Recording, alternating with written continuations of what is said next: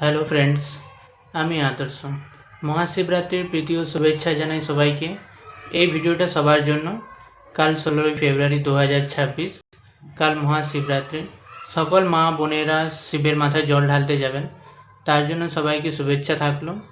কালকের প্রথম পূজা আজ রাত্রি 12:35 থেকে 3:47 পর্যন্ত, যা তৃতীয় প্রহরের পুজো বলে মানা যায়। আর চতুর্থ প্রহরের পুজো হচ্ছে 3:47 থেকে 6:59 পর্যন্ত। নিশীথকাল পুজো, যেটা 12:09 থেকে 1:01 পর্যন্ত থাকে। আর জল ঢালার সময় হচ্ছে 5:59 থেকে বিকাল 3:24 পর্যন্ত। মহাশিবরাত্রি পুজোর কিছু মাহাত্ম্য রয়েছে। দুগ্ধ দিয়ে স্নান করালে সবাই বলে ধর্মলাভ হয়। আর দধি দিয়ে অর্থাৎ দই দিয়ে স্নান করালে স্নানে অর্থ লাভ হয়। ঘৃত অর্থাৎ ঘি দিয়ে স্নান করলে বলে কাম বা সুখ বৃদ্ধি হয়। মধু দিয়ে স্নান করালে ভগবানকে শিবশঙ্কর।